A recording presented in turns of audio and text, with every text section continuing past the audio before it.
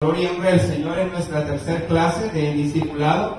Y damos gracias a Dios porque Dios ha sido bueno con nosotros, nos ha enseñado, nos ha instruido, nos ha ayudado. Creo que cada clase nos deja siempre un reto y un aprendizaje para ver qué es lo que el Señor quiere de nosotros, a lo que Él nos quiere guiar. Y para los hermanos que no habían tenido la oportunidad de estar aquí en estas clases, vamos a tomar unos minutos para ponerlos en contexto de lo que hemos venido hablando. En la primera clase aprendimos que era ser un discípulo, que era estar en un discipulado, y entendimos que ser discipulado es una manera de corresponder a Dios, dejándonos instruir en su palabra, dejándonos guiar en su palabra, y de esa manera el Señor nos ayuda a prepararnos para poder defender su sana doctrina, para defender todo aquello que representa su palabra, y tener esa confianza de que cuando hablamos conforme a su palabra y a lo que Él nos ha enseñado. También aprendimos que era la salvación, entendimos que era más que no ir al infierno y que ir al cielo, entendimos que nuestra manera de ser y de actuar era diferente, porque dentro de nosotros había un corazón nuevo, del cual fluía esa manera de ser y esa manera de actuar, donde pasamos de amar a todas las cosas y no a Dios, pasamos de amar a Dios sobre todas las cosas. Aprendimos eso de la salvación y que la salvación solamente se requería arrepentirnos para con Dios y confesar nuestros pecados, y Él nos salvaba y Él nos sellaba con su Santo Espíritu. También aprendimos de que en el Señor también ahora Él vive en nosotros. Aprendimos que Cristo vive dentro de nosotros, que es literal, que ahora por eso nuestra manera de ser y de actuar es diferente, porque Cristo vive en nosotros. Y por eso ya no vivimos conforme al viejo hombre que existía dentro de nosotros. Aprendimos también que había un enemigo al cual teníamos que enfrentar, porque él estaba enojado, porque para comenzar éramos la prueba viviente de un Dios transformador, de un Dios que cambiaba vidas, también porque ya no le pertenecemos, y también porque la misión de Él es hacernos pecar, porque de esa manera Él interrumpe la relación que tenemos con Dios. Aprendimos de que ese enemigo no se queda quieto y Él nos pone tentaciones y que Él nos hace caer a través de esas tentaciones. Pero también vimos que Dios es el que nos da la salida, porque Él ya fue tentado en todo y por lo tanto Él conoce todas las tácticas que el enemigo puede usar contra usted y contra mí, y Él nos va a dar la salida siempre. Aprendimos que no era Dios el que nos tentaba, sino que era el enemigo el que nos ponía la tentación conforme a esos malos deseos que surgían de la vieja manera de ser. Entonces creo que hemos aprendido bastante, y aprendimos que a través de eso, cuando Él nos hace caer, no termina ahí para aquel creyente genuino que ha sido verdaderamente libre, sino que aprendimos que había perdón y que había restauración. ¿Por qué? Porque a través del perdón y la restauración podemos volver a tener una relación con nuestro Dios. Aprendimos que a través de eso solamente tenemos que venir delante de Él y confesar nuestros pecados, y abogado tenemos para con el Padre, a Jesucristo, que está a la derecha del Padre, mostrándole sus heridas, su costado, y mostrando que Él derramó la sangre por nosotros, y que por lo tanto no hay nada ni nadie que nos pueda separar del amor de Dios. Así que pues hemos podido resumir un poquito lo que han sido las últimas 2 semanas. ¿Cuántos lo han aprendido así? Si lo aprendieron diferente, díganme para poder acercarme y ayudarme. Así que básicamente eso es lo que hemos visto en estas últimas 2 semanas. Y esa debería de ser la manera en la que nosotros deberíamos siempre manejar esto, porque eso es un discipulado, que usted pueda manejar sus bases, su fundamento, para que cuando alguien le pregunte qué es salvación, contra qué se defiende, quién lo quiere atacar, quién le quiere hacer daño, usted tenga palabras sencillas para poder responder. Así que cuando era salvación, siempre el hermano Melo me acuerdo, porque le decía, solamente recite esa alabanza, que soy nueva criatura, porque lo declara la Escritura, Él me ha perdonado y con su sangre me ha lavado, y todos mis pecados por esa sangre son borrados, y ahora libre soy del pecado. Es una manera fácil de poder definir qué es salvación. Así que, habiendo tomado 5 minutos para eso, vamos a entrar a esta nueva clase. Es una clase muy práctica, muy bonita, y ya es nuestra tercera clase para la gloria del Señor. Así que empezamos. Los fundamentos que vamos a tratar en esta clase son, primero, apartándonos para Dios. El segundo, embajadores de su palabra. Y tercero, que somos mayordomos de Dios. Así que, como les he dicho, las últimas 2 clases, abróchese su cinturón, Y vamos a este viaje a través de la Escritura, donde vamos a seguir creciendo, porque eso es ser un discípulo, seguir creciendo en fe y en doctrina. Así que vamos con el primer punto, apartándonos para Dios. Dice su palabra en 1 Corintios 10, 31 al 32, si usted puede, me ayuda a leerlo, por favor. Ayúdame. Sí, pues. Convenéis o bebéis o hacéis otra cosa, hacedlo todo para la gloria de Dios. No estáis gobierno ni a judíos, ni a gentiles, ni a la iglesia de Dios. Si usted puede ver algo en esa escritura, ¿a quién le está hablando Dios ahí? ¿Le está hablando a un inconverso? ¿Le está hablando a un aparentemente libre? ¿O le está hablando a un creyente genuino? ¿A un creyente genuino? Muy bien. Así es como usted tiene que, cuando lea un texto, las preguntas se las hace al texto. Y usted le pregunta, ¿y a quién le está hablando? Le está hablando a un cristiano verdadero, porque el cristiano verdadero es el que, recordemos, tiene una nueva forma de ser y de actuar, y por lo tanto va a buscar hacer todo para la gloria de Dios. Entonces, alguien que quiere hacer todo para la gloria de Dios, automáticamente lo podemos poner en la categoría de creyente.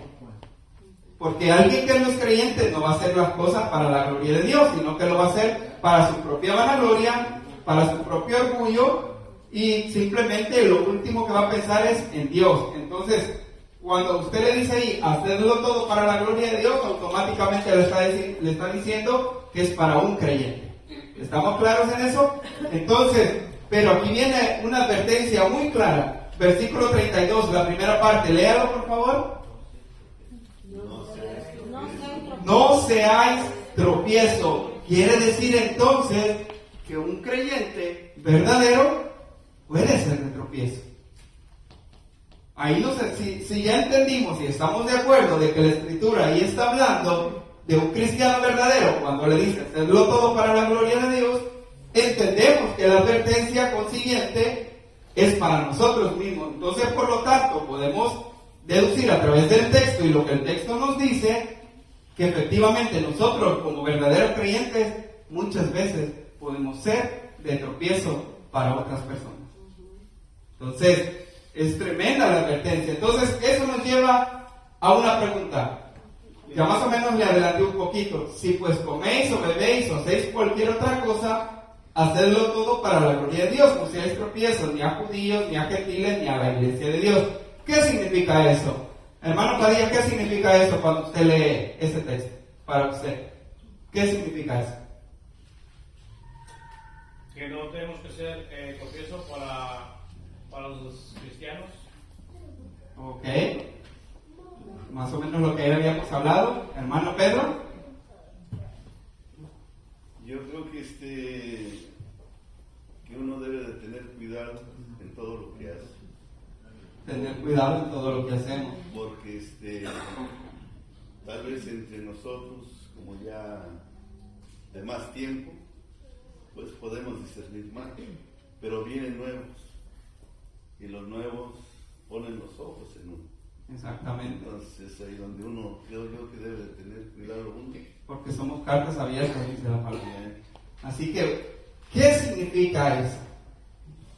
Que debemos abstenernos de todo lo que pueda provocar que un creyente, que un inconverso, porque por ejemplo, hago un paréntesis ahí, si yo por ejemplo vengo, me voy a poner yo, si yo por ejemplo vengo a perder el tiempo a la iglesia, o a querer hacer cualquier cosa, andar apagando los micrófonos, cualquier travesura, cualquier cosa, el hermano Padilla, que ya es creyente, no se va a ver afectado por eso. Va a decir, pobrecito el hermano, está bien loco porque anda apagando todo y anda como que es niño chiquito. Pero él no se va a perder por eso. Pero si hay una persona nueva y mira esa conducta de mí, ¿qué va a decir? ¿Qué dice la mayoría de personas cuando ven a un cristiano que tiene conductas no adecuadas para ser un cristiano? ¿Qué dicen? Para ser igual que él, mejor no voy. Entonces, él no supo discernir, como hermano Padilla. No, pues hermano José Luis está chiflado porque está haciendo puras locuras, puras cosas. Pero el inconverso no discierne eso. Él dice, para ser igual que él, mejor ya no voy.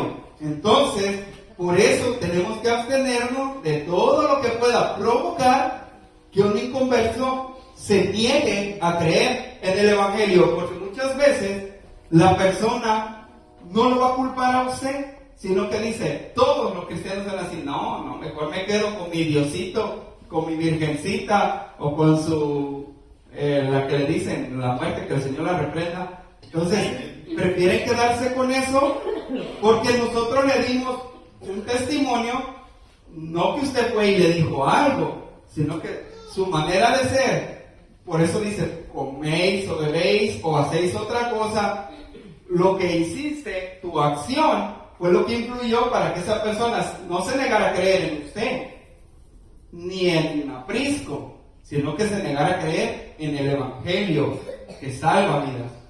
O que un creyente se desvíe de los caminos del Señor. Pero ahí hay que tomarlo con pinzas. Porque el creyente que se puede desviar de los caminos del Señor es aquel creyente nuevo, que ha venido recién a los pies de Cristo y que es un bebé espiritualmente hablando, si se puede poner de esa manera. Por lo tanto, esa persona está propensa a poderse apartar de los caminos. ¿Por qué? Porque dio un mal ejemplo. Usted, no, yo no puedo ser, no, hermano, yo estoy viniendo. Voy a poner un ejemplo de alguien que iba a la iglesia y era nuevo. Y él me platicaba y me dice, yo iba, y vieras que yo iba a las reuniones, iba a los ayunos, iba a las oraciones. Pero mi líder, el que estaba ahí a cargo de la célula donde yo iba, hombre, dice, cuando andábamos en el trabajo se echaba unas palabrotas. Y llegaba a la célula a predicar y decía, no, hombre, ¿cómo va a ser eso? ¿En qué resultó? Era una conducta tan repetitiva que la persona, el líder vivía de apariencia, que esta persona que era nueva en los caminos del Señor, terminó apartándose.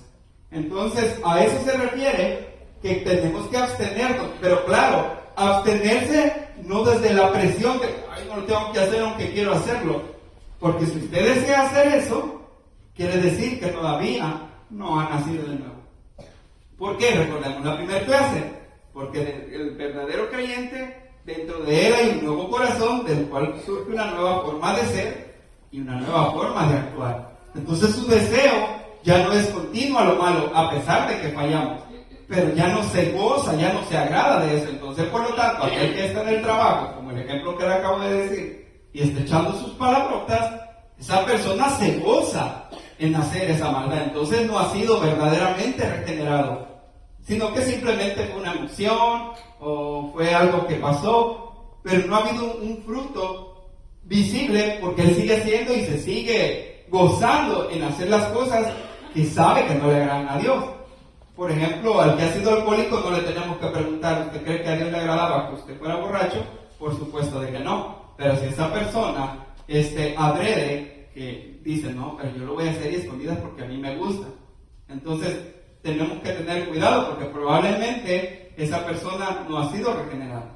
Entonces, por eso nos abstenemos, pero de manera voluntaria. No nos abstenemos de manera obligada, porque fluye una nueva manera de ser y de actuar. ¿Estamos claros en ese aspecto? ¿Alguna pregunta o comentario hasta este momento? Si no, yo les voy a hacer las preguntas. Gloria a Dios. Así que empezamos apartándonos para Dios. Y van a haber dos ejemplos bien claros. También significa que debemos procurar que todo lo que hagamos glorifique a Dios. Esa es una buena manera, una buena vara de medir, donde usted puede saber si verdaderamente usted está apartándose para Dios. Que todo aquello que usted haga o que vaya a llevar a cabo, se pregunte, ¿será que lo que hago glorifica a Dios? ¿Será que al echarle una mentira al hermano que no fui porque no tenía ganas y le inventé un gran rollo diciéndole, ¿sabe qué, hermano Padilla, no voy a ir porque se me poncharon las 4 llantas y me quitaron los rines? Pero en realidad no tenía ganas. ¿Será que eso glorifica a Dios? Entonces es una buena vara de medir para nosotros los creyentes, que cuando hagamos cualquier cosa nos preguntemos, ¿será que eso glorifica a Dios? Entonces, si usted se rige bajo esos estándares, usted puede estar seguro que aunque le falle a Dios, muchas veces de manera involuntaria, usted va a procurar que todo lo que usted haga va a glorificar a Dios. Entonces, eso significa apartarse para Dios. Usted pensaba apartarse para Dios, no, pues voy a orar, voy a ayunar, voy a ir a la iglesia. Sí, es muy bueno y por supuesto que ayuda bastante. Pero más que algo visible para que toda la gente vea de que "ay, yo vengo a la iglesia, no, pues yo paso al altar", lo cual es muy bueno. Pero que siempre que usted lo haga, sea para glorificar a Dios. Entonces, esa es una buena manera en la que usted puede identificar si usted está verdaderamente apartándose para Dios. Vio todo lo que le sacamos a 1 Corintios 10, 31, 32. ¿Por qué? Porque muchas veces puede ser de comer o beber. En este aspecto, hoy en día las nuevas doctrinas, los nuevos cristianos de la nueva era y todo eso dicen, no, ¿sabe qué? Enséñeme dónde dice la Biblia que tomar cerveza es pecado. No sé si usted se ha encontrado con esos argumentos. Hoy en día mucha gente lo maneja. Dice, no, pues, ¿a dónde está? Dicen, si una no es ninguna. Digamos que por un momento le compramos el argumento. Pongámonos en el aspecto que le compramos el argumento. Ok, te voy a comprar el argumento de que te puedes tomar una cerveza. Pregunta, ¿esa acción glorifica a Dios? Tú no sabes si la persona a la par tuya es una persona que luchó 20 años con la adicción del alcoholismo. Le destruyó su hogar, su mujer lo abandonó, sus hijos lo abandonaron y vino a los pies de Cristo y Cristo tuvo misericordia y salvó su alma. Usted no sabe si esa persona está en esa condición. Pero usted bien capaz de, no, pues ahí no dice que no es pecado y una no es ninguna. Usted no sabe el daño que le está haciendo esa persona. Entonces, volvemos al interrogante. ¿Lo que acabo de hacer glorifica a Dios?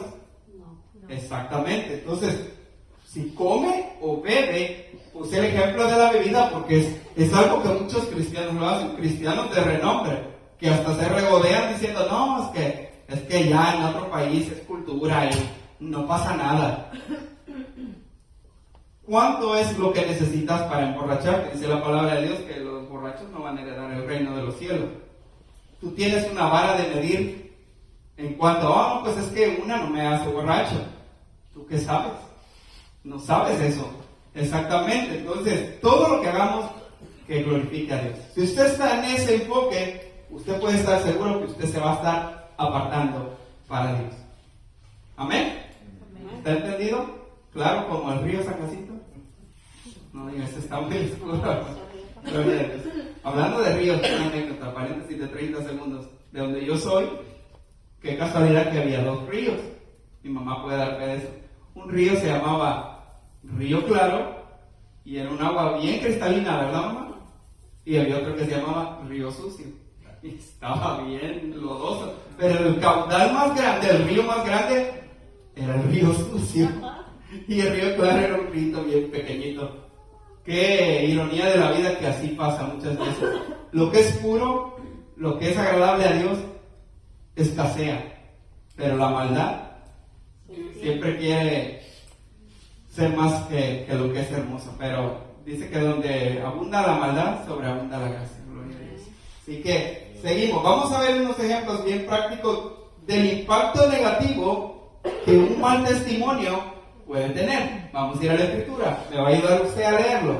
Lea ese pasaje de 2 de Samuel, capítulo 12, 9 al 14. Muy conocido, pero léalo conmigo. ¿Por qué? Pues haciendo lo malo delante de tus ojos, morías entero en esta espada, y espada de los hijos de Amón. por lo cual Ahora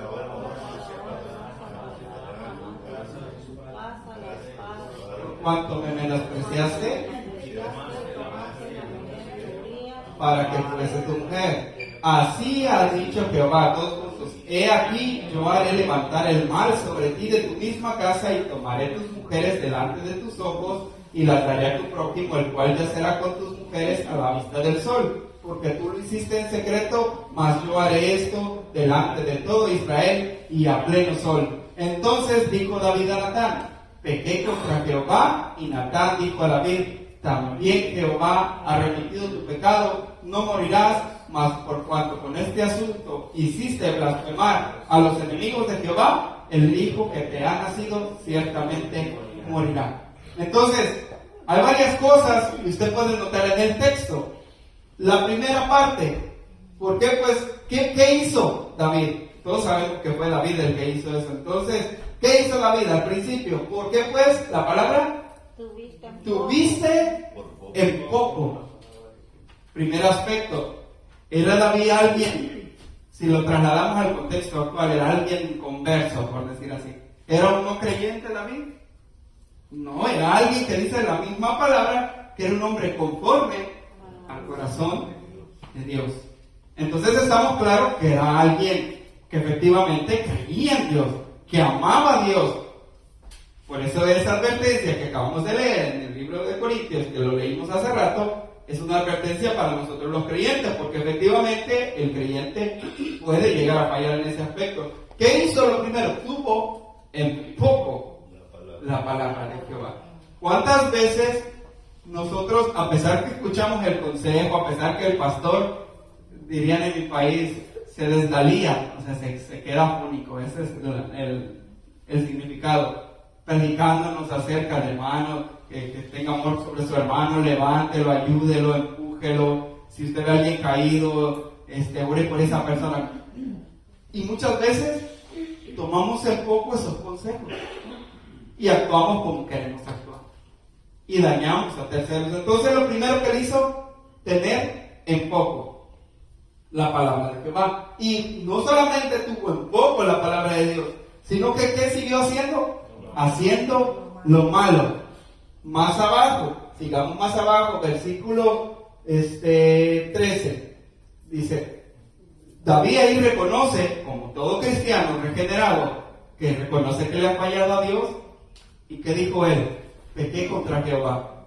Él reconoció y dijo: me equivoqué, Dios, perdóname. Y hay salmos donde él ha escrito y que él muestra su dolor y muchas cosas, pero entonces él reconoce y le dijo: por eso también Jehová ha remitido tu pecado y no vas a morir. O sea, no se perdió. Mas sin embargo, ¿qué hizo David con esa acción? ¿Se hizo ver mal él? ¿O a quién hizo ver mal él? Pregúntele el texto. ¿Se hizo ver mal David a sí mismo o a quién hizo ver mal David? Ahí está enseguidita la respuesta. Más por cuanto con este asunto hiciste blasfemar a los enemigos de Jehová. ¿Contra quién blasfemaron? Contra Dios. Y así pasa en nuestra vida como creyentes. Cuando nosotros cometemos acciones, que esas acciones ayudan a que un inconverso no crea, realmente lo que estamos haciendo es hacer que toda aquella gente que critica el cristianismo diga: sí, es que eso es falso. Ese Dios no existe. ¿Se desquitan con usted y conmigo? No. Empiezan a decir cosas y cosas contra Dios. Entonces, ¿usted entiende la magnitud de lo que significa el no apartarse para Dios? Usted dice: no, pues pierdo mi comunión con Dios. Diría yo: pues qué bueno que fuera solamente eso. Es dentro de lo malo que es. Mas sin embargo, no solamente perdemos la comunión con Dios, sino que hacemos a otros que pierdan la comunión con Dios y hacemos a otros más que blasfemen contra el nombre de Dios. ¿Sí ve la magnitud del impacto que tiene que no nos apartemos para Dios? ¿Había reparado en algún momento en pensar y decir: ¿qué consecuencias tiene que yo me aparte de Dios? No solamente se lleva de encuentro su misma persona, su misma alma, su misma vida, se lleva de encuentro su familia, sus hijos, a otras personas que tal vez tenían la mirada puesta en usted, como alguien, un ejemplo al cual seguir, imitando su fe. Como dice la palabra, imiten la fe de aquellos hombres que buscan de Dios. Hasta el mismo apóstol Pablo decía: ser imitadores de mí, como yo lo soy de Cristo. Entonces, esa persona tratando de imitarlo a usted se llevó de encuentro su vida, la vida de su familia, la vida del inconverso, y no solamente eso, sino que también hizo a la gente que no quiere creer en Dios blasfemar contra Dios, diciendo barbaridad y media, porque nunca se queda con unos, todo va para con Dios. Amén. Estamos entendidos en ese aspecto. Entonces, es de reparar, es de pensar un poco qué impacto tiene el hecho que no nos apartamos para Dios. Es muy importante, es muy básico, por eso este discipulado es un discipulado de nivel básico, porque tenemos que retomar los fundamentos, las bases de nuestra fe, y esa es una base muy grande, el apartarnos para Dios. Entonces, entendiendo eso, vemos el impacto que tiene, un impacto negativo que un mal testimonio puede tener. David tuvo consecuencias, por supuesto, perdió a su hijo y sus otros hijos se rebelaron contra él y usted sabe toda la historia que siguió. Pero no solamente eso, a los enemigos de Dios los hizo blasfemar contra Dios. Prácticamente diciendo, ¿y ese es el hombre conforme al corazón de Dios? Para ser así como él, hombre, que nos vamos a rendir, tenemos la victoria asegurada. Ese es un Dios falso, porque para apreciar qué pudieron haber dicho los enemigos del reino, del pueblo de Dios, por causa de lo que David hizo. David lo hizo en secreto, pensó él, pero el enemigo que le puso esa tentación sabía, y él se encargó de hacérselo saber a los enemigos de Dios, y los enemigos de Dios blasfemaron el nombre de Dios. ¿Sí ve lo crucial que es que usted y yo nos apartemos para Dios? Amén. Ahora, el ejemplo, vamos al otro lado, de lo que un buen testimonio puede lograr. Primera de Pedro, capítulo 3, versículos 1 al 2. Ayúdame a leerlo, está cortito. Asimismo,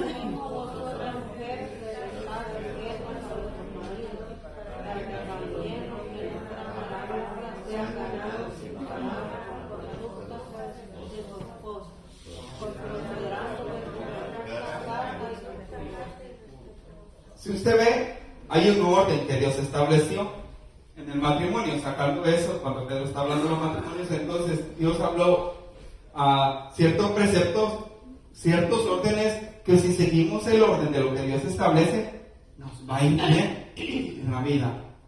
Pero muchas veces tranquilizamos eso. Si una mujer, estamos hablando de las mujeres que ya están casadas, una esposa, se sujeta a su marido conforme a lo que significa la sujeción, hay un pasaje completo cuando dice, ustedes hombres amen a su esposa como Cristo amó la iglesia, y da bastantes parámetros, la manera en cómo debemos amar a la esposa, igual de la esposa que se someta a su esposo, y da también otros parámetros. Entonces, siguiendo todo eso, sujetándose, siguiendo el orden adecuado de lo que Dios ya estableció, ¿qué va a pasar cuando usted guarda su testimonio, cuando usted hace lo que tiene que hacer, cuando usted se aparta para Dios, cuando usted busca de Dios, cuando usted con un corazón sincero trata de agradar a Dios, no para que el hermano lo vea, aunque el hermano lo está viendo, el nuevecito, el inconverso, está poniendo sus ojos en usted. Entonces, pero usted no está fijado en ellos, sino que usted está fijado en hacer todo para la gloria de Dios, como aprendimos. Entonces, para los que también, los que no creen a la palabra, que no creen, hablando de un inconverso, sean ganados sin palabra por la conducta de sus esposas. ¿Qué se ganó a la persona? La manera de ser de la esposa en este ejemplo.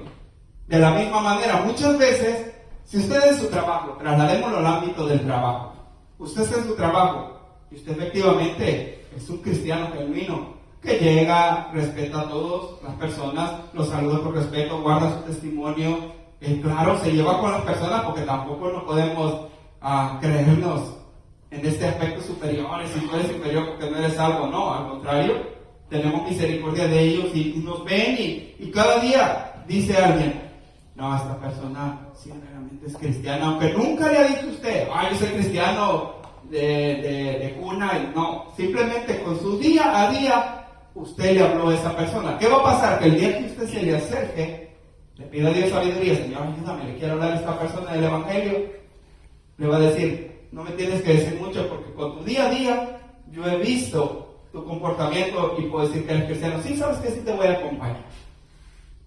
Eso, claro, la palabra tiene todo el poder, pero su testimonio ayuda a que un creyente pueda efectivamente decir, quiero intentarlo, quiero probar lo que él tiene, porque yo veo que a pesar que le pasan cosas, siempre anda con ese gozo, siempre anda hacia adelante. Y no, hombre, perdió su casa, lo corrieron del trabajo. Hay un caso bien particular de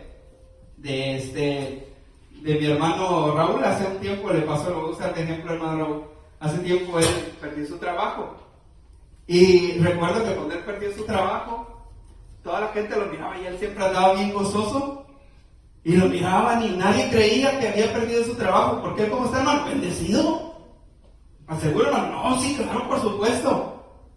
Mire, Dios fue tan bueno que yo creo que eso fue una prueba de parte del Señor para que Él mostrara siempre ese testimonio positivo delante de la persona, que el Señor lo restituyó en su trabajo con todo lo que tenía para la gloria del Señor.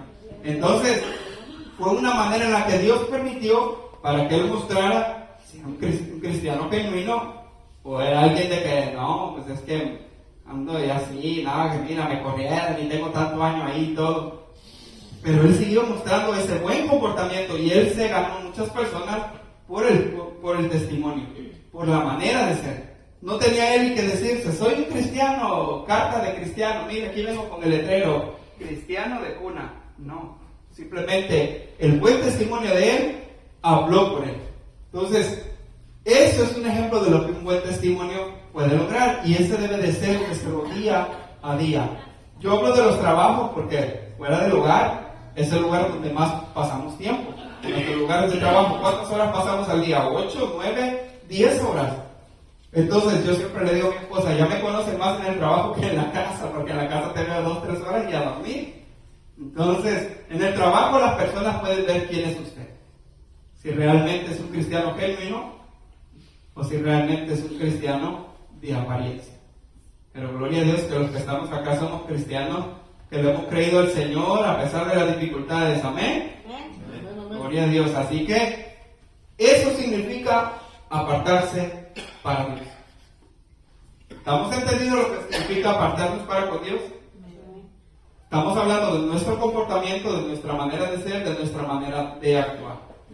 Se me viene un ejemplo de alguien una vez que era maestro de discipulado en una iglesia bastante grande y decía que él se comía el pan de muerto y hasta se regodeaba y que el pan de muerto. Muchas personas, y les dio una clase y les habló del pan de muerto. Muchas personas salieron decepcionadas de lo que habían aprendido de eso y dicen, no puede ser, si él es el maestro y hace eso, pues entonces me dijo una vez alguien, entonces yo puedo ir y pues tomarme una cerveza. Y yo me quedo, el impacto negativo que puede tener tu manera de ser. Entonces, tenemos que tener ese cuidado, porque hay personas que lo están mirando. Parece que no, pero hay personas que siempre lo van a observar. Para tratar de imitar su fe, o para ver si de verdad usted es creyente y vale la pena creerle a Dios. Así que, apartémonos para con Dios. ¿Alguna pregunta o comentario? ¿Entendió ahora qué significa apartarse para Dios? Otra clase va a ser de cómo consagrarse para Dios. Ahí vamos a entrar en la lectura de palabra y oración. Pero esto es apartándonos para Dios, para que nuestro testimonio sea una manera eficaz para ganar a un inconverso o para que el nuevo creyente siga adelante y se levante en ánimo. Amén. Ahora vamos a pasar al segundo punto. Bueno, primero vamos a esto, perdón, me adelanté un poco. ¿Cómo podemos lograr mantener un buen testimonio? Primero, no en sus fuerzas, con la ayuda del Espíritu Santo. Yo les dije, creo la vez pasada, de que si usted lo intenta en sus fuerzas, ya perdió. No que va a perder, ya perdió. Y no se ha dado cuenta que ya perdió. Porque en sus fuerzas es imposible. En sus fuerzas, el que ha sido alcohólico no va a poder aguantar el tomar una cerveza. El que ha sido mal hablado no va a poder aguantar sin decir una frase con una grosería. El que ha sido déspota no va a aguantar ni un minuto de querer humillar a su prójimo. El que ha sido orgulloso no va a aguantar ni un momento para querer lucir lo bueno y lo maravilloso y lo grandioso que es. En sus fuerzas ya perdió. Siento decírselo, pero ya perdió. Pero en las fuerzas de Cristo, con la ayuda de su Santo Espíritu, usted antes de empezar ya ganó. Porque Él ya lo hizo todo por usted. Solamente tiene que creer. Entonces, con la ayuda del Espíritu Santo, usted va a poder mantener un buen testimonio. El Espíritu Santo lo va a guiar a toda verdad, lo va a guiar a decir, oye, eso que estás haciendo no está bien, ten cuidado, porque puedes dañar a tu hermano, puedes dañar al que no conoce a Dios. Lo que haces glorifica a Dios. Eso lo va a hacer el Espíritu Santo. No va a ser su propia mente que va a venir a eso, sino que es el Espíritu Santo. Romanos 8 del 9 al 11. Mas vosotros no vivís según la carne, sino según el Espíritu. Si es que el Espíritu de Dios mora en ustedes. Si es que así es. ¿Es así, mis hermanos? Amén, gloria a Dios. Y si alguno no tiene el Espíritu de Cristo, déjeme decirle que no es de él. Por eso le digo, no aparentemente libre, sino verdaderamente libre. Entonces, pero si Cristo está en vosotros, el cuerpo en verdad está muerto a causa del pecado, mas el Espíritu vive a causa de la justicia. Y si el Espíritu de aquel que levantó de los muertos a Jesús muere en ustedes, el que levantó de los muertos a Cristo Jesús vivificará también vuestros cuerpos mortales por su Espíritu que mora en vosotros. Y como el Espíritu Santo mora dentro de nosotros, Él nos va a llevar a que nos apartemos para Dios y que guardemos nuestro testimonio. Amén. ¿Si están entendiendo, gloria a Dios? Bueno, si no, dígame, hermano, no entendí. Yo repito un punto, sin problema. Esta es una clase y es para que aprendamos todo. Hasta yo aprendo, porque cuando uno prepara la clase, uno aprende y vuelve a los principios, a los fundamentos. Y también, la manera en que usted puede lograr mantener un buen testimonio es dejando que el Espíritu Santo reproduzca en nosotros el carácter de Cristo. ¿De quién aprendemos nosotros a hacer las cosas que a Dios le agradan? De Cristo. Cristo es nuestro ejemplo de oración. Él oraba. Cristo es nuestro ejemplo de búsqueda en ayuno, porque Él ayunaba. Cristo es nuestro ejemplo de poner a Dios en primer lugar, porque Él siempre le daba la gloria al Padre. Entonces, Él ya nos dejó un ejemplo que seguir, y es el Espíritu Santo que se encarga de reproducir ese carácter que tenía Jesús en nosotros. ¿Cómo podemos reflejar el amor de Jesús? A través de su Espíritu que reproduce ese amor que Cristo tenía para el inconverso, para el alma perdida, nos lo pone a nosotros para que nosotros también tengamos dolor por aquel que no ha conocido a Dios. Entonces, si nosotros dejamos que el Espíritu Santo reproduzca en nosotros el carácter de Cristo, automáticamente vamos a mantener un buen testimonio. Ve que Dios lo hace todo por nosotros, hermanos. Solamente tenemos que creer. Dios ya hizo todo, pero a veces batallamos porque nosotros queremos hacer las cosas. Y por eso cuesta un poco más. Porque al final del día llegamos al punto que dice, Señor, yo no puedo, ayúdame. Dice el Señor, si eso estuve esperando, porque mi poder se perfecciona en tu debilidad. Así que tenemos que entender eso. Gálatas 5, 22 al 23. Mas, ¿qué es el fruto del Espíritu? Es amor, es gozo. Gozo en su situación cuando usted pierde su trabajo, hermano. Era porque el Espíritu Santo reprodujo el carácter de Cristo en usted. Y usted tenía gozo a pesar de la situación. Tenía paz, supo esperar, tuvo paciencia, buenos deseos, benignidad, bondad, fe, mansedumbre, templanza, y contra tales cosas no hay ley, no hay nada que le pueda venir y condenar. Así que, ¿cuántos anhelamos que se reproduzca en nosotros el carácter de Cristo? Amén. Y yo lo puse de ejemplo al hermano Raúl, y yo, mis respetos, porque no fue fácil, sobre todo cuando tienes una familia a cargo. Cuando eres soltero probablemente la sabes llevar, pero cuando tienes a cargo una familia que mantener y sustentar, no es fácil. Pero es el Espíritu Santo que le ayudó, porque en sus fuerzas él hubiera desfallecido. Amén. Así que ahora vamos al segundo punto, ahora sí, embajadores de su palabra. Ya aprendimos que es guardándonos para Dios. Ahora vamos al siguiente paso. Usted dice, no, pues ya con eso ya la hice. No, ese es un aspecto que tenemos que tener todos los creyentes. Ahora vamos a embajadores de su palabra.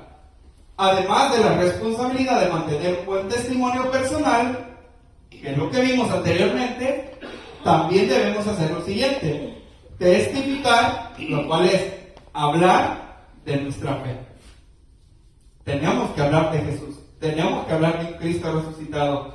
Creo, sin temor a equivocarme, que la mayoría llegamos a los pies de Jesús porque alguien nos habló de Jesús.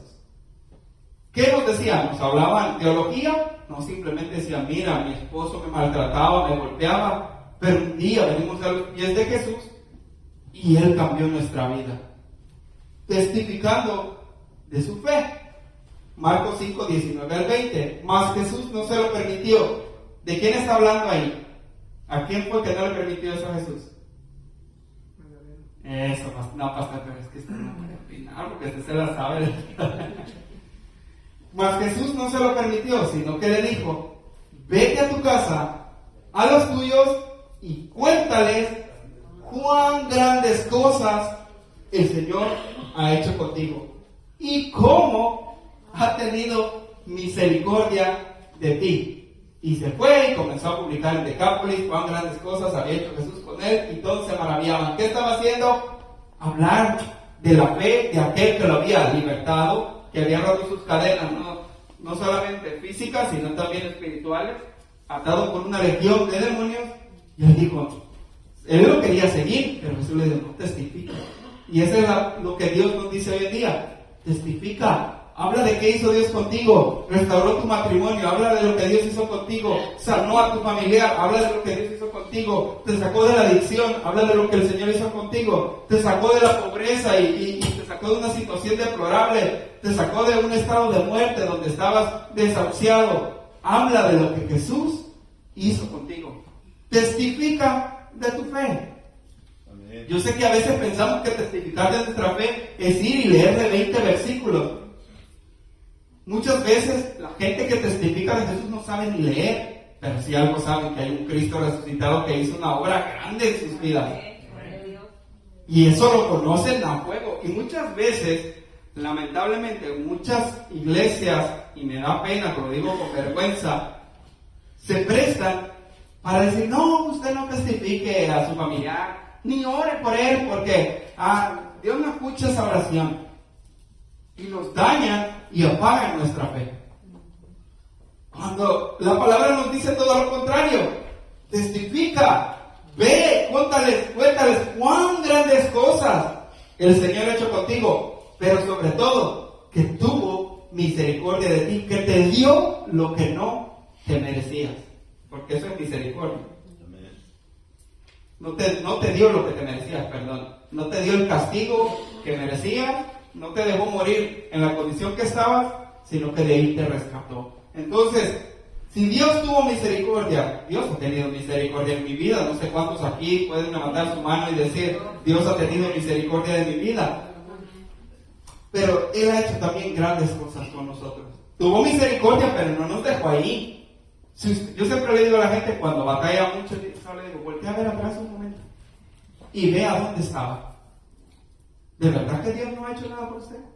Voltéese un tantito y vea de dónde Dios lo sacó. En mi caso, yo volteo a ver y digo, Señor, gracias, porque superaste lo que yo en algún día pude haber soñado. Mis mejores sueños los superaste.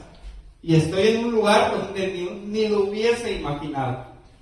De la misma manera, es de lo que testifico y es de lo que hablo, que Dios me sacó de una situación bien difícil. Yo creo que le he contado muchas veces aquí que, para la gloria y honra del Señor, nuestro pastor llegó a mi casa y ahí fue donde yo verdaderamente empecé a caminar con el Señor, y ese día me entregué realmente de corazón, dejé de ser aparentemente libre y empecé a ser verdaderamente libre. Y yo testifico de eso. Creo que a varios hermanos les he comentado la situación en detalle, y yo no puedo quedarme callado con eso. Digo, porque de ahí Dios me sacó. Eso es lo que Dios hizo conmigo. No le llego con un montón de dialéctica o le digo, mira, es que yo estaba en esta condición y esto es lo que Dios hizo conmigo. Tuvo misericordia de mí, de mi esposa, de mis hijas, y hizo grandes cosas en mi vida. Entonces, eso es testificar de nuestra fe.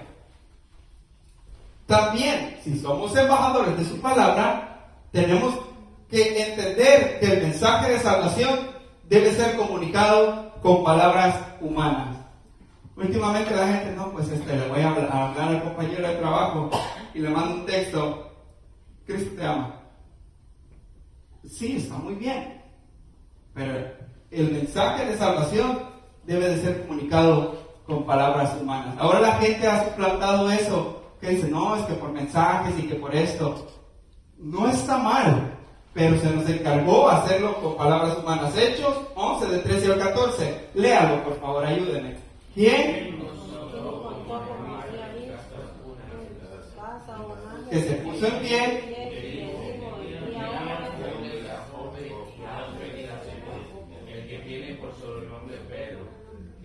Él te hablará.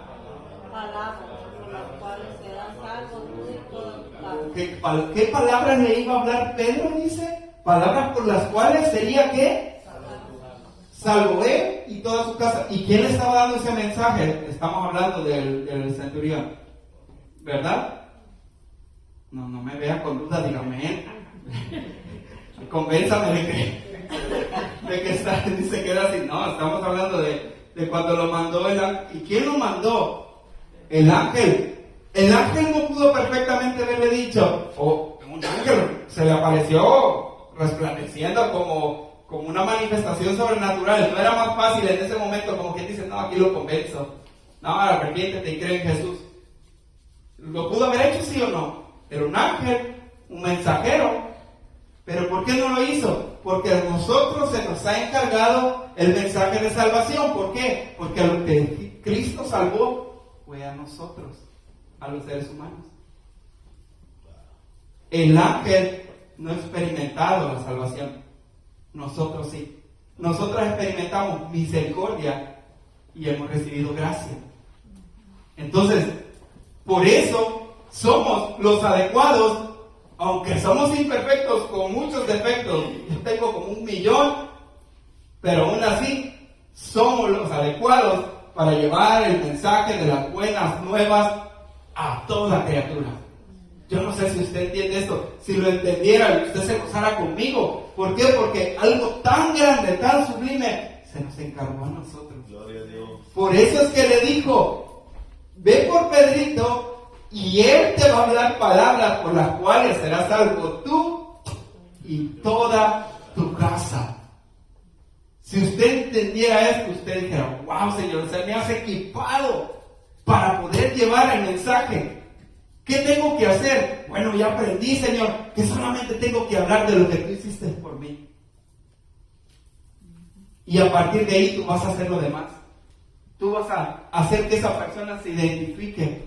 Y va a decir, wow, yo también, ¿será que también Dios puede cambiar mi vida?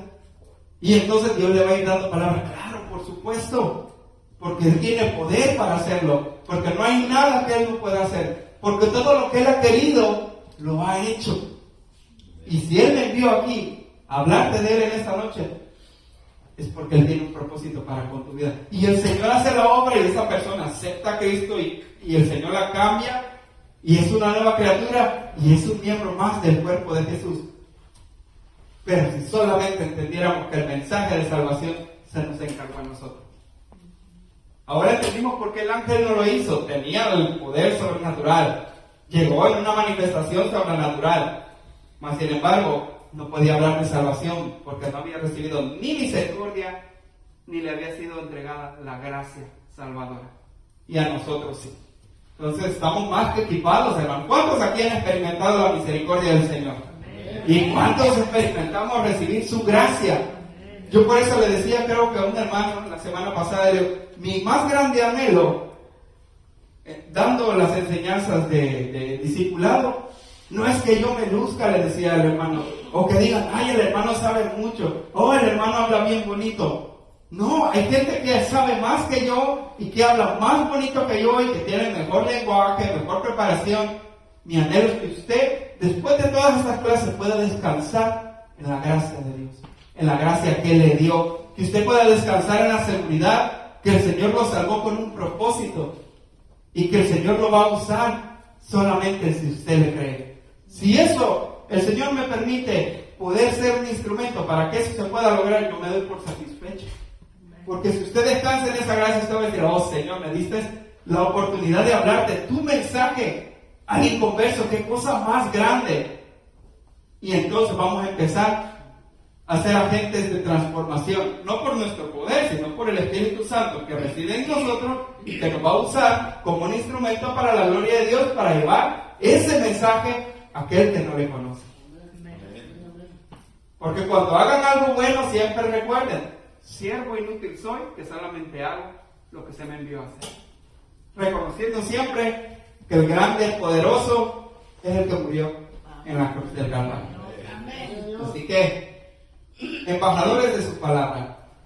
Tercer punto, a pesar de tener un buen testimonio, hacer lo siguiente: saber que Satanás nos va a atacar con vergüenza y temor, pero no debemos acobardarnos ni doblegarnos ante sus ataques. Aprendimos la clase pasada que hay un enemigo al cual debemos enfrentar, y él nos va a atacar con vergüenza y con temor. Con vergüenza, ¿por qué? No, pues mírate, sí, pues te salvó, pero sigue siendo ese pobretón. Mira, no ha salido de nada. Aparentemente él empieza a engañarlo. Yo siempre digo, cuando le decía en el huerto del Edén a Adán y a Eva: no, pues come y vas a ser como Dios, y vas a ser igual que él, y vas a saber lo bueno y lo malo. Yo digo, y como no, a Adán se le prendió, a Eva se le prendió el foco derecho. ¿Por qué no comes tú primero? Si tan siempre ya te hubieras comido el fruto. O sea, ahí le hubiera dicho: no, pues mira, cómetelo tú y a ver si tú la haces, luego pero es un chascarrillo, diríamos, ¿verdad? Dentro de eso. Pero él lo va a atacar con eso, con vergüenza y con temor. Vergüenza, ¿por qué? Porque le va a querer recordar el viejo hombre que usted era. La persona antes de ser salva, antes de ser regenerada. Eso es lo que va a traer. Pero siempre he dicho yo, cuando él le recuerde su pasado, usted recuérdele su futuro, porque ya está escrito, ya está dictado, ya está plasmado el destino de él. Por lo tanto, lo que él anhela es que no se quiere ir solo, él quiere llevar acompañantes, pero ese lugar es para él. Y por eso tenemos que luchar por esas almas que no conocen al Señor, luchar por nuestra familia que está batallando en las cosas de Dios, en los caminos del Señor. ¿Por qué? Porque Él quiere llevarse cuanto más pueda con Él, pero Él ya tiene un destino. Así que cuando Él venga y le quiera traer vergüenza de las cosas pasadas, usted dígale: tú ya estás, como la bendición papal, dígale, ya estás condenado al lago de fuego, te está esperando. Ya tienes, tú eres el que tiene el asiento principal ahí donde te vas a quemar por los siglos de los siglos. Entonces, no se deje que Él lo avergüence y que sobre todo le ponga temor. Porque dice la palabra de Dios, y ya lo vamos a ver, 2 de Timoteo 1:7, porque no nos ha dado Dios espíritu de cobardía, sino de poder, de amor y de dominio propio. 3 cosas: poder, amor y dominio propio. Quiere decir que usted está equipado para poder superar la vergüenza y el temor que Él va a poner y sus ataques. Usted va a estar lleno de amor para aquel que no conoce. Va a valer más el amor que usted tiene por el inconverso, por aquel que no conoce de Dios. Y sobre todo, usted va a mantener un buen testimonio, porque el mismo Espíritu que levantó a Cristo de entre los muertos vive en usted, y Él le ha dado dominio propio. Entonces no hay manera, si usted está en Cristo y se deja guiar por su Espíritu, en que usted no pueda guardar su testimonio y que no pueda resistir esos ataques y esa vergüenza. Porque Dios nos equipó, nos dio un amor como el que Él sentía por el perdido, por el inconverso, pero a la misma vez nos dio la capacidad de poder guardar nuestro testimonio. El dominio propio lo refrena de no hacer aquellas cosas que usted hacía antes, sino que hace las cosas para la gloria de Dios. Amén. Eso significa que usted es embajador de su palabra. ¿Cómo cambia, verdad? Cuando aprendemos qué significa ser embajador de su palabra, decir, wow, entonces solamente tengo que hablar de mi fe. Solamente tengo que entender que se me encargó a mí el mensaje de salvación. Y que aunque el enemigo venga como río, Jehová levantará bandera a favor de su iglesia y a favor de usted y de mí. Y con eso usted ya está siendo un embajador de su palabra. ¿Pregunta o comentario? ¿Está entendido? ¿Estamos bien? No me miren, sí. Amén. Bueno, ese es el segundo punto y vamos al último punto. Creo que estamos entendidos en lo que significa guardarnos para Dios, que es guardar nuestro testimonio personal y ser embajadores de su palabra. Son dos cosas muy diferentes, pero va de la mano una con la otra. Porque usted guardando un buen testimonio, por supuesto, está más que equipado para ser embajador de su palabra. Porque su buen testimonio, cuando usted vaya y testifique de su fe, va a decir, efectivamente, esta persona se ha guardado para Dios. Lo voy a escuchar a ver qué me tiene que decir. Y el Señor hace lo demás. Así que vamos con el tercer y último punto de esta clase. Por lo tanto, si guardamos nuestro testimonio, nos guardamos para Dios, somos embajadores de su palabra, entonces automáticamente nos volvemos mayordomos de Dios. ¿Qué es un mayordomo? Pregunta. ¿Qué es un mayordomo? Bueno, vamos a ver el versículo. Ayúdenme, por favor. Así pues,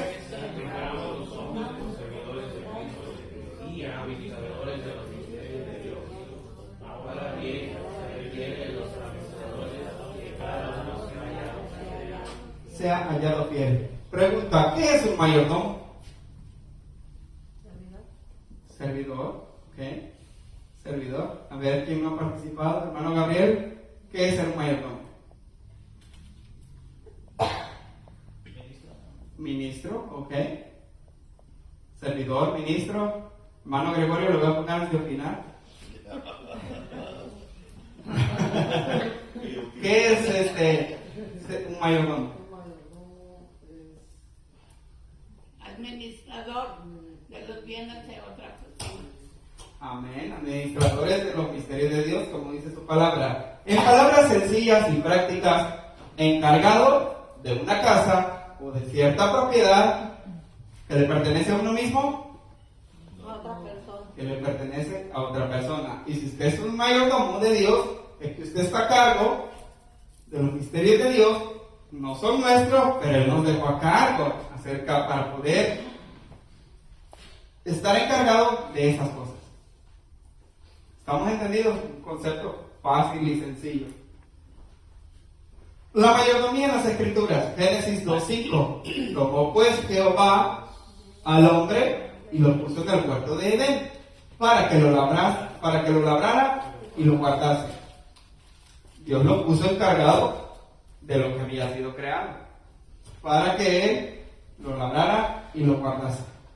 Dios puso al hombre en el huerto de Edén para que lo administrara y lo labrara.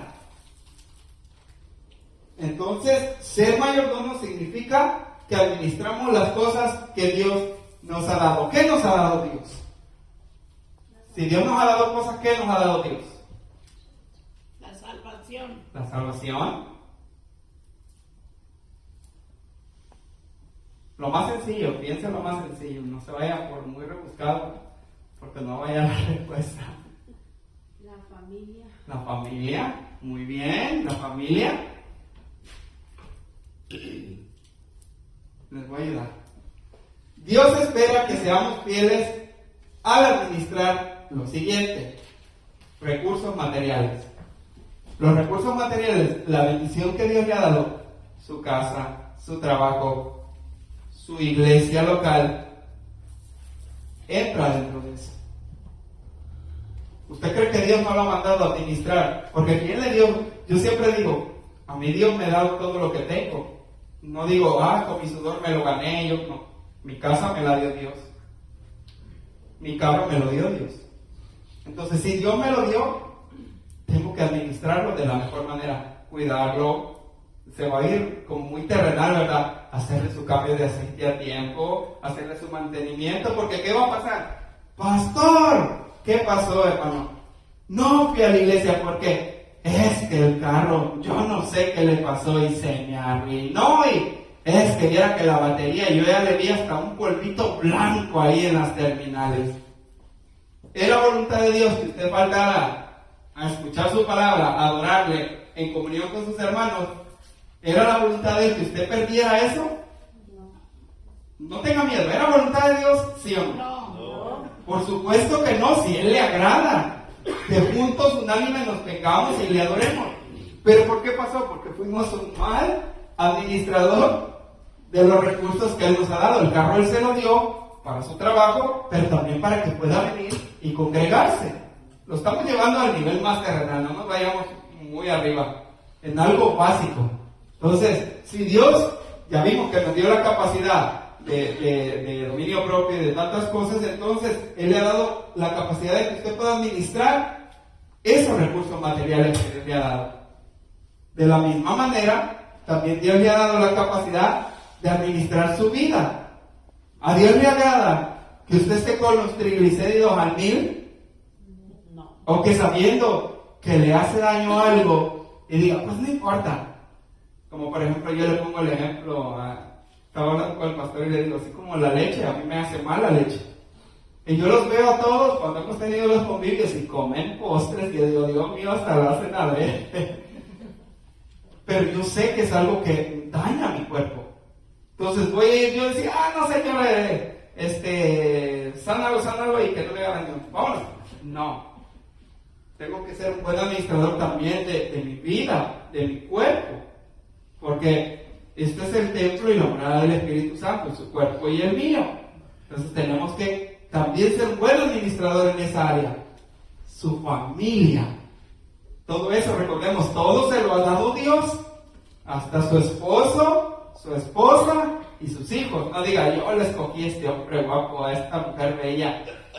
Dios se la dio, Dios se la puso en su camino, Dios se la puso en el momento adecuado y específico como su ayuda idónea o como su cabeza de hogar.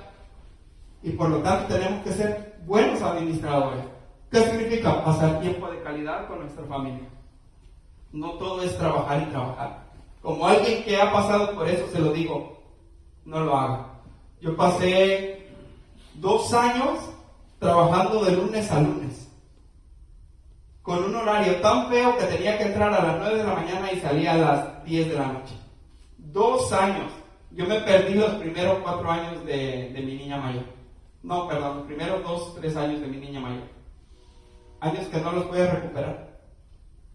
¿Valió la pena? Pregúnteme dónde quedó todo ese dinero que gané en esa época.